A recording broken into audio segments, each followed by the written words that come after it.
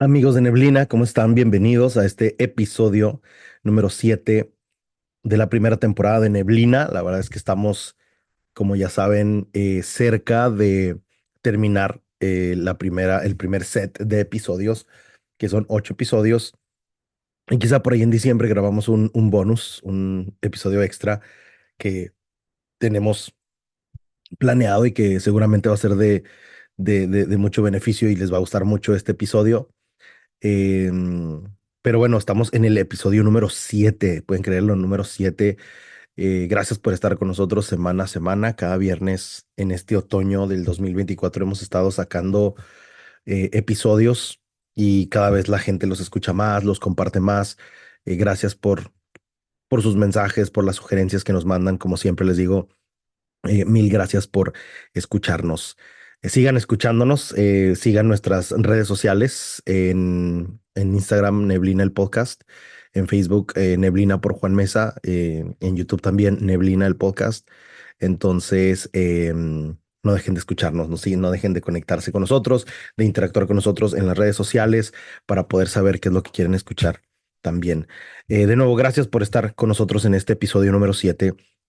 Eh, a lo mejor usted dice, bueno, está como raro el episodio de hoy o el título, porque el episodio de hoy se llama El echaleganismo, la verdad sobre la disciplina, los hábitos y el trabajo duro. Y yo creo que algunas de las cosas que voy a mencionar hoy aquí son polémicas o van a ser polémicas, o a lo mejor usted va a estar en desacuerdo, pero voy a tratar de darle el mayor contexto posible para no presentarle estos principios de una manera random, así nada más como a lo loco o de manera aislada, porque yo creo que de manera aislada no funcionan, pero quiero darle contexto de lo que vamos a hablar el día de hoy, o algunos de los principios que vamos a mencionar el día de hoy, con los cuales quiero que nos sintamos desafiados cuando los escuchemos. Em, a lo mejor usted es una persona que constantemente dice, yo no creo en el echaleganismo. Quizá también usted es una persona que a lo mejor no ha escuchado eso como un término, es un término que ha surgido o que se ha inventado, digamos.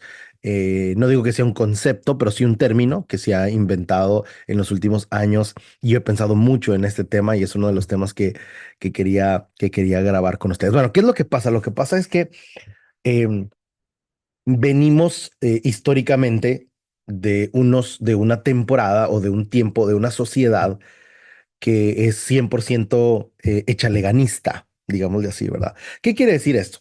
¿Qué quiere decir que venimos de una sociedad echaleganista? Bueno, eh, la sociedad echaleganista o el término echaleganismo viene de a lo mejor ignorar o no validar las cosas que hay detrás de los desafíos y los problemas de una persona.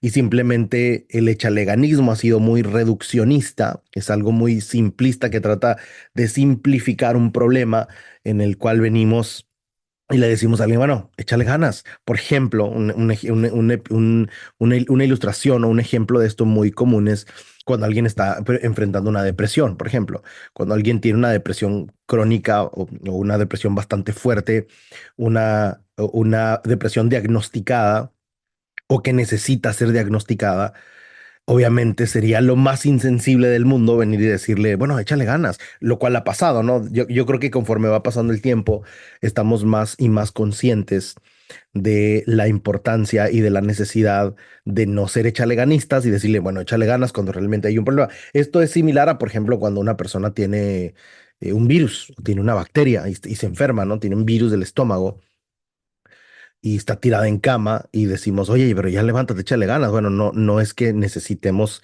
no es que mi concepto echaleganista, échale ganas lo va a levantar de la cama, necesita una medicina, necesita o un tratamiento o por lo menos un remedio que se pueda tomar para poder mejorar. Entonces, por ejemplo, con la depresión puede ser parecido, que alguien está deprimido. Lo que pasa es que también conforme vamos hacia atrás en los años, la depresión era menos conocida, era menos diagnosticada, era menos vista como algo crónico y pensábamos que la depresión era estar triste. Y de pronto cuando alguien está triste, tú le puedes decir, oye, échale ganas y a lo mejor eso le va a ayudar, pero no cuando está en una depresión, ¿verdad? Entonces podíamos decirle, bueno, échale ganas. la persona lo menos que necesita escuchar en ese momento es que alguien le diga échale ganas, porque la persona quiere echarle ganas. Y así, esto es solo un ejemplo de miles de cosas. Por ejemplo, en el trabajo, con las oportunidades, podemos decirle a alguien, oye, échale ganas en tu trabajo. Para que ganes más dinero. Y a lo mejor han sido falta de oportunidades.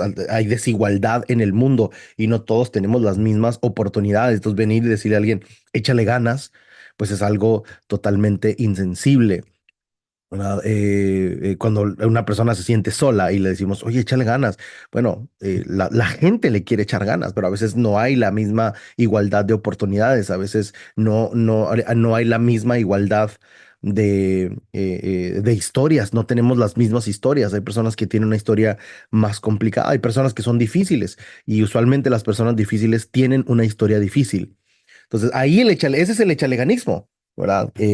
Por ejemplo, en los tiempos, no sé, en los años 60, en el siglo pasado, en el siglo XX, en los años 60 le podíamos decir a una mujer, oye, échale ganas para que ganes bien, para que tengas un buen trabajo.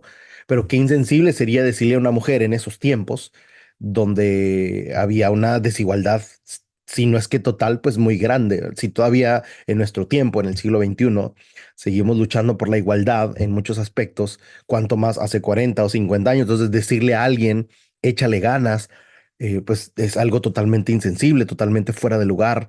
Es pedirle algo utópico a alguien. Entonces, ese es el echaleganismo que muchos condenan, ¿verdad? Y que muchos hemos condenado. El echaleganismo no es suficiente. Hay muchos autores que han hablado de esto recientemente, sobre todo muchos creadores de contenido que son quizá un poco más preparados académicamente, quienes dicen, bueno, dejemos el echaleganismo porque el echaleganismo no nos va a ayudar. Hay algo más de fondo. Hay una depresión, hay desigualdad en este otro aspecto, hay diferencias de las historias. Entonces, no necesitamos del echaleganismo, necesitamos de un remedio real que pueda sustentar esa situación. Entonces, ese es el echaleganismo. Entonces, hoy voy a jugar un poco al abogado del diablo porque porque quiero abogar un poquito por el echaleganismo, ¿verdad? Yo creo firmemente que el echaleganismo tiene su lugar. Creo que el echaleganismo tiene su lugar y creo que el animar a otro tiene su lugar y es necesario. Pero bueno, consideremos algunas cosas. En primer lugar, venimos de una sociedad hecha leganista, totalitaria, digamos así, en donde pensamos, bueno, el que se esfuerza, siempre el que tiene dinero, dice, bueno, esfuércese y le va a ir bien, cuando realmente hay mucha gente que se esfuerza y nunca puede llegar. Entonces, venimos de una sociedad en la que nos hemos dado cuenta, o de una historia en la que nos hemos dado cuenta que el echaleganismo no es suficiente. En segundo lugar, hemos avanzado mucho en estos temas, nos hemos dado cuenta de las enfermedades de salud mental, nos hemos dado cuenta de las desigualdades, de la injusticia social, del machismo, de la misoginia, nos hemos dado cuenta de todo esto y esto es súper bueno, pero sí creo que en un tiempo como este año en el que vivimos en el 2024, casi terminando el año, necesitamos darnos cuenta que a veces quizá hemos ido al otro extremo, hemos ido al otro extremo y vivimos em, en un mundo, ahora en una sociedad en la que constantemente, sobre todo a través de las redes sociales, hemos alimentado tres cosas de las que yo voy a hablar. Número uno, hemos alimentado la idea de que yo puedo ser lo que yo quiera ser. Número dos, he alimentado la idea de que yo puedo cambiar al mundo. Y número tres, vivimos en una sociedad sobrediagnosticada. Vivimos en una sociedad sobrediagnosticada. Entonces, por un lado, celebramos eh, la muerte del echaleganismo en el sentido de que las historias son más profundas que eso, que simplemente decirle a alguien, échale ganas y esfuérzate. Por otro lado, creo que nos ha hecho daño en la sociedad moderna en la que vivimos, o en la sociedad postmoderna en la que vivimos, el haber caído en el otro lado, en haber caído en el otro lado del espectro. Creo que hemos abusado de esto. Y vamos a hablar un poco sobre estas tres cosas. Ya se las repetí, vamos a hablar de la idea de que yo puedo ser. Es una sociedad, vivimos hoy en una sociedad en la que nos hemos alimentado unos a otros. Los creadores de contenido hablan todo el tiempo de esto. Tú puedes ser lo que tú quieras ser. Yo puedo cambiar al mundo. Y número tres, vivimos en una sociedad sobre diagnosticada, demasiado diagnosticada. ¿verdad? Y vamos a hablar un poco sobre eso. Solo quería darle una introducción de lo que es el echaleganismo, que usted lo sabe, y quería cómo ponérselo en un concepto. Pero vamos a hablar de estas tres cosas brevemente. Siempre trato de que estos episodios sean cortos y que los puedan escuchar, eh, lo puedan escuchar pues de una manera breve, ¿verdad? Número uno, la idea de que yo puedo ser lo que yo quiera hacer, así como en la película de Zootopia, ¿verdad? Cada quien puede ser lo que desee. Yo creo que es muy bueno soñar con esto y hablar de esto. Hablemos un poco de la historia. Yo, una de las cosas que enseño en las universidades que doy clases por más de 10 años, he enseñado historia. Me encanta la historia. Y la historia, cuando yo doy clases, yo siempre les digo a mis alumnos, los estudiantes que he tenido saben esto y que ven este programa, saben que siempre repito esto. Yo siempre les digo, yo no me enfoco en datos, fechas y nombres de personajes. Yo me enfoco en la escuela del pensamiento. Siempre hablamos de dónde surgen las ideas, por qué creemos como creemos y por qué, de dónde hemos heredado epistemológicamente muchas de las cosas que creemos hoy en día. Entonces, en la historia nos damos cuenta que muchos de los pensamientos de las construcciones sociales que tenemos, pues las hemos heredado, o si no las hemos heredado, por lo menos tienen un hilo histórico muy, muy grande y muy largo, ¿verdad? En la antigüedad, en la época medieval, cuando Europa empezó a tener, pues, especialmente Europa Occidental, empezó a tener ciudades más grandes y empezó el establecimiento de las universidades, en un pueblo o en una ciudad pequeña promedio, las personas podían ser tres cosas, ¿verdad? De esto hablan muchos historiadores, pero la gente puede ser campesino o clérigo o campesino o clérigo o caballero. ¿Ah? Eso es lo que puede ser la gente. O campesino o clérigo o caballero. O trabajador, digamos, trabajador obrero, eh, eh, clérigo o un caballero. Entonces, para ser un caballero, obviamente tenías que haber nacido en la familia correcta. Entonces, no solamente porque alguien lo quería, lo podía hacer. O de la nobleza, tenías por eso esa película de Corazón de Caballero, pues habla de que una persona que no tiene, digamos, el rango familiar para ser caballero sueña con serlo. Em, Podía ser clérigo, las mujeres monjas, los hombres monjes o sacerdotes o campesinos o artesanos, o trabajar el latón, trabajar el campo, trabajar con los animales, ser un obrero. Y eso es básicamente lo que tú podías hacer. Son las tres opciones para hacer en la Europa occidental en la época medieval. No vivíamos no se vivía en una época en la que un niño no era el pensamiento de ese tiempo, un niño se levantara y dijera, yo quiero ser, no sé, astronauta, o yo quiero ser futbolista. No, la gente sabía su destino, la gente decía, y usualmente la gente era lo que sus papás eran. Si mis papás son campesinos, muy probablemente yo voy a ser campesino. ¿Verdad? En otro episodio vamos a hablar cómo en otro episodio vamos a hablar un poquito cómo la gama de opciones realmente han traído más ansiedad. La gente estaba destinada a hacer una de estas tres cosas no era más infeliz que lo que somos ahora, ¿verdad? Lo cual es muy interesante, pero ese tema lo vamos a dejar para otro momento. Obviamente pasó el tiempo, empezaron los empleos, las universidades, se empezaron a formar las grandes ciudades y ahora vivimos un tiempo en el que dice la gente puede ser lo que quiera, la gente puede ser lo que desee. Em, eso es muy interesante, ¿verdad? Porque yo creo que debemos estar conscientes del valor de la disciplina, de los hábitos, de tener buenos hábitos y de trabajar duro. Y a través de estas tres cosas, la disciplina, los buenos hábitos y el trabajo duro, una persona puede construir grandes cosas.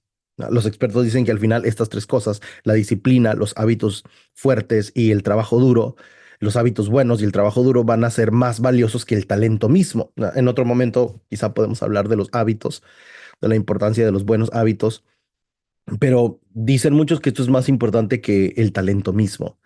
Pero es importante también tener los pies en la tierra y aquí es donde el echaleganismo toma el lugar, ¿verdad? Y tiene su lugar, porque eh, si mi hijo dice, papá, yo quiero ser el próximo Messi, ¿cuáles son como dicen en inglés, what are the odds? ¿Cuáles son posibilidades de que él realmente lo sea.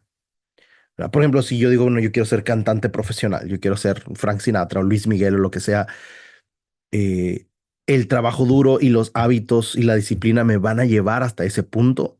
Entonces, aquí es donde encontramos el concepto de que muchas personas nacen con muchos talentos, ¿verdad? Son por la genética, por don de Dios, por lo que usted quiera, como usted le quiera llamar. Eh,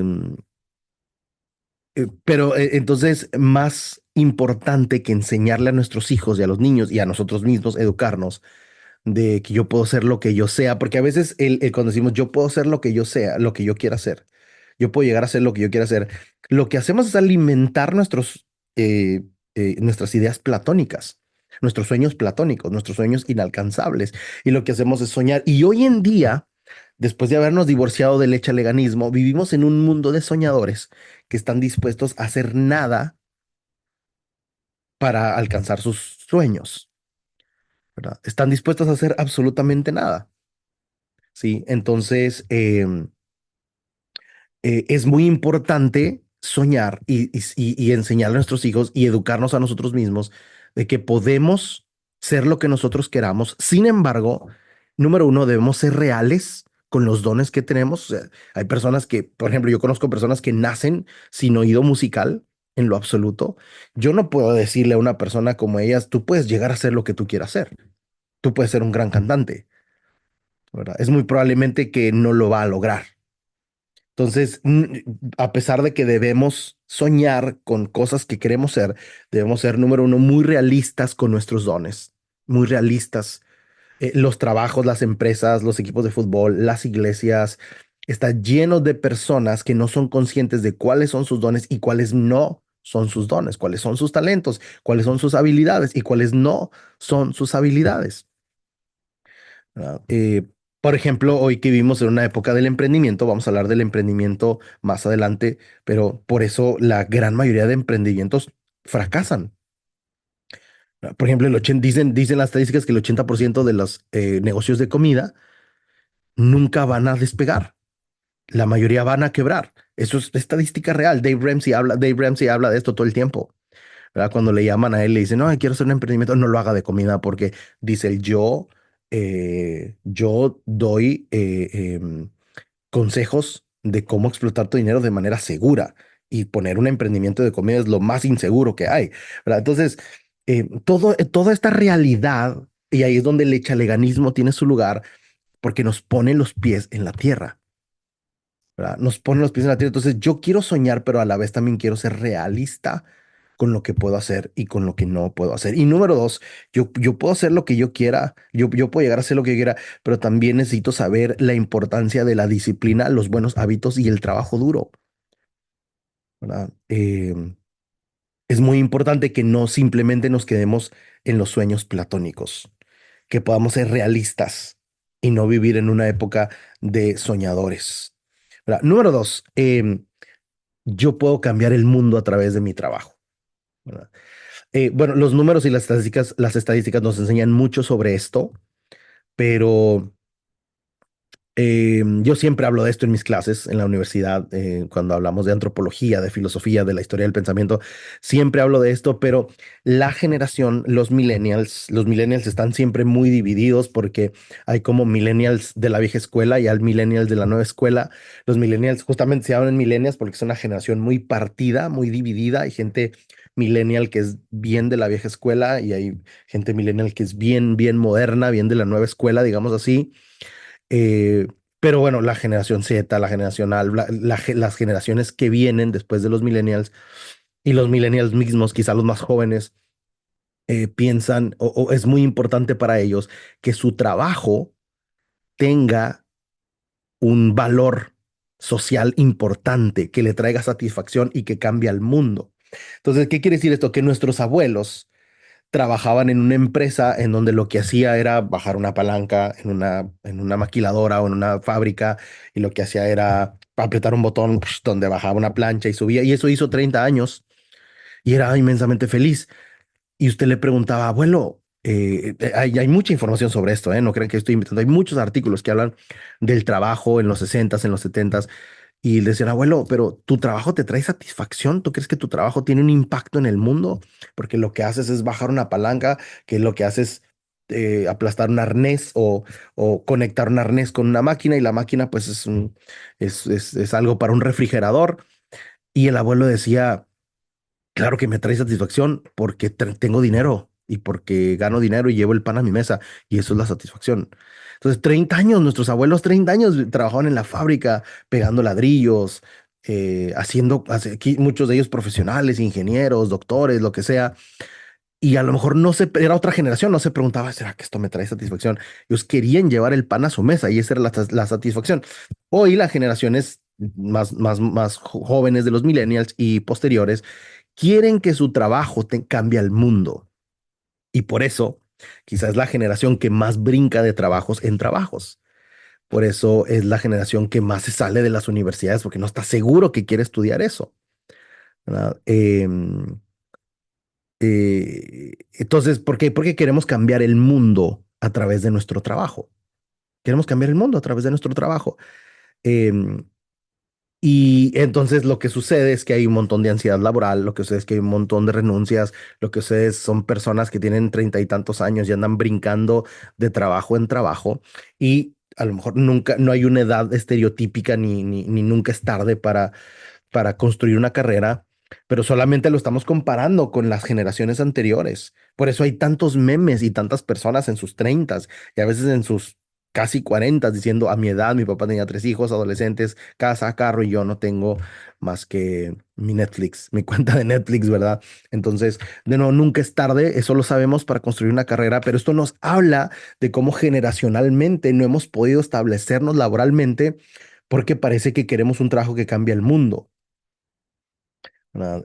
Queremos un trabajo que cambie el mundo. Y una de los principios más importantes que podemos decir hoy sobre el echaleganismo y todo esto es que lo mejor que yo puedo hacer para cambiar al mundo es cambiar yo, cambiarme a mí mismo. ¿Verdad? Nunca había habido tantas personas tan altruistas y haciendo tanta beneficencia y todo eso, y eso es muy bueno. ¿Verdad? Pero lo mejor que yo puedo hacer para cambiar al mundo es cambiarme a mí mismo.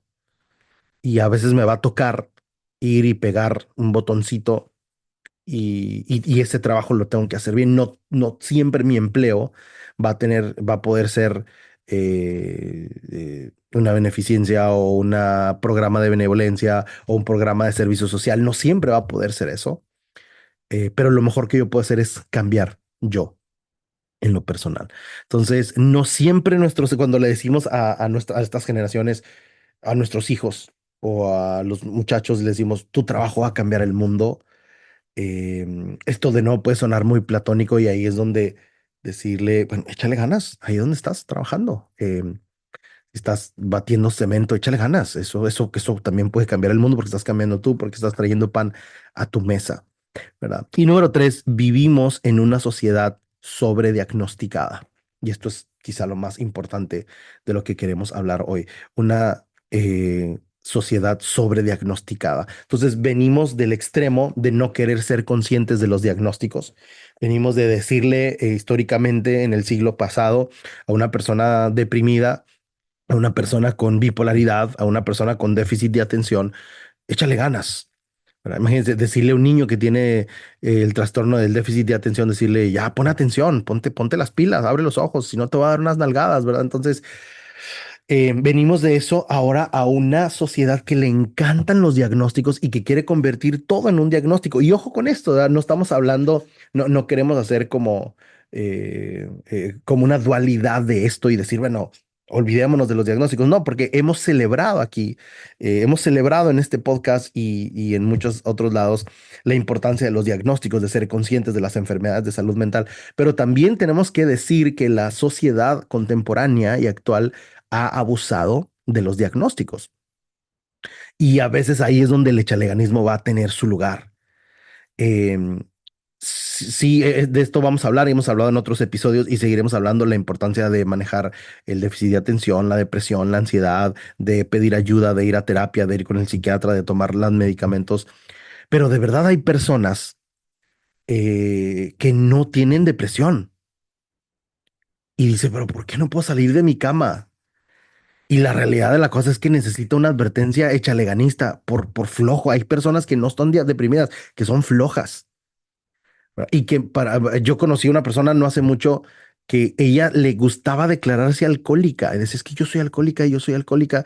Y realmente no lo era. Lo que quería era una bandera y una etiqueta para poder justificar todas las cosas que estaba haciendo, ¿verdad? Hay una, si ustedes se fijan en las películas también, las películas noventeras, ochenteras, setenteras, donde había un villano, el villano era un villano porque era malo y punto. Y hoy, esas mismas películas, cuando las han reconstruido, lo que hemos dicho, lo que hemos hecho es que eh, ahora somos conscientes de su historia. Dice, bueno, no fue su culpa, no es malo, es que tuvo una infancia terrible, como el Joker, ¿no? Que antes, cuando yo era niño, el Guasón era malo y era villano porque era villano y porque era malo y punto, pero ahora es malo porque lo abusaron de niño, porque no tuvo papá, porque se le acabó su medicina, porque no tuvo la terapia correcta, porque el sistema lo abusó, etcétera. Entonces, fijan en esta película de Aníbal Lecter, ¿verdad? Alguien le dice, bueno, porque él tuvo una historia, una niñez, y él, muy, muy difícil, y él dice, eso es justamente lo que yo quiero hacerles que crean, que no fue mi culpa, que soy una víctima también, ¿verdad? Entonces, ahí es donde el echaleganismo tiene su lugar. Hay personas que vivimos en una sociedad que está abusando de los diagnósticos y que hay adultos que no se pueden comportar y dicen, es que tengo ansiedad. Hay adultos que no pueden levantarse de la cama y no es por depresión, pero dicen, no es que estoy deprimido, porque o sea, yo prefiero quedarme en la cama toda la mañana viendo la televisión, es que eso no es depresión. Entonces, el echaleganismo tiene su lugar. Ahora, ¿cómo distinguir? Bueno, eso no es mi lugar. ¿Cómo distinguir a alguien que es flojo y a alguien que está en depresión? Eso no es mi tarea, eso no es mi lugar, ese no es mi área. Pero lo que sí sé, y usted lo sabe, es que eso existe, eso es real y que a muchas personas les beneficia estar sobrediagnosticada. ¿Verdad? Hay personas que simplemente necesitan soltar su celular y dicen, no, es que tengo ansiedad, tengo TDAH, por eso no puedo funcionar bien. No, lo que necesitas es echarle ganas. ¿Verdad? Hay personas que dicen, es que quiero conocer personas, pero la ansiedad me mata, pero es que encerrado en tu casa no puedes conocer a nadie. Y de nuevo, si hay algo de ansiedad, si hay algo de depresión, si hay algo de estrés excesivo, si hay TDAH, lo que sea, necesitamos pedir la ayuda necesaria, y me alegra mucho que vivamos en una época en la que estamos cada día más conscientes de eso, pero también necesitamos estar conscientes que no todo el mundo puede estar diagnosticado. Es como las personas, ¿verdad? Que son hipocondriacas. Esto pasa en la medicina también. Física, ¿no? Esto pasa también. Hay personas que van al doctor y van al doctor y el doctor le dice "Es que usted no tiene nada". Yo me acuerdo hace muchos años cuando hace muchos años allá en México yo estaba en una brigada médica y me llamaron para ser traductor y estaba traduciéndole a un médico. Me acuerdo mucho del médico, era un médico de la India y yo me sentaba al lado de él y él estaba atendiendo a la gente y yo solo traduciendo y él les decía, ¿qué es lo que tiene? No, pues tengo aquí, tengo acá. Y el doctor lo revisaba y me decía en inglés, pues que no tiene nada. Recétele estas vitaminas y ya, que se las lleve. Y la gente se iba feliz, el efecto placebo. Y hay gente que tiene un efecto placebo emocional que ahora necesita escuchar un diagnóstico sobre salud mental. Y hay gente que no le gusta ir a terapia, lo cual es un tema muy importante y que necesita aprender a ir y pedir ayuda, porque la terapia emocional y psicológica, psiquiátrica es como ir al médico. Si algo está mal, yo necesito atenderme. Pero hay personas que son hipocondríacas emocionalmente también y que prefieren decir, no, es que yo tengo TDAH y yo soy tal cosa, y lo que necesitan es una buena dosis de chaleganismo, decir, mira, sabe que usted lo que necesita es amarrarse los pantalones y ponerse a trabajar. Eh, y de verdad, por eso el chaleganismo tiene su lugar. Hay niños que dicen, "Ay, es que se porta bien mal porque tiene TDAH", y lo que ese niño necesita son límites, no un diagnóstico. Necesita límites. "Ay, es que no se comporta porque tiene TDAH". No tiene TDAH, necesita límites. ¿Verdad? Y de nuevo, quiero seguir aclarando y honrar los diagnósticos reales, el que tiene TDAH, el niño, el adulto. Pero hay personas que lo que necesitan es una dosis de chaleganismo, que necesitan pararse y echarle ganas a la vida, conocer personas, durar en los trabajos, tomar decisiones de adultos. y no dejar nuestra generación, que estamos llegando casi a los 40, eh, no hemos podido ser buenos adultos.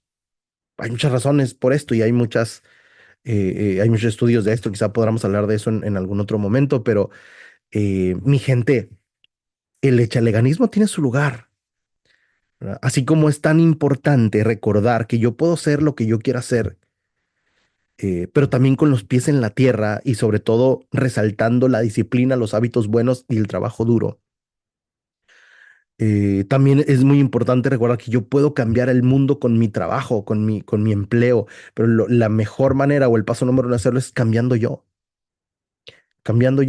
¿verdad? Y transformándome yo. Y número tres, en una sociedad echaleganista de la cual venimos huyendo, no caigamos en una sociedad sobrediagnosticada que lo único que ha encontrado son placebos y excusas para su falta de disciplina, para sus malas conductas, para su falta de buenas relaciones, su falta de meditación, su falta de oración, su falta de disciplina, ¿no? Entonces, quiero terminar diciendo que no es no estoy abogando por un echaleganismo totalitario, porque ya repetí decenas de veces en este episodio que todos los diagnósticos tienen su lugar, pero sí es importante darnos cuenta que vivimos en una sociedad sobrediagnosticada, que hemos convertido muchos diagnósticos en placebos y que hay momentos en los que yo necesito decirle a alguien, oye, échale ganas de verdad.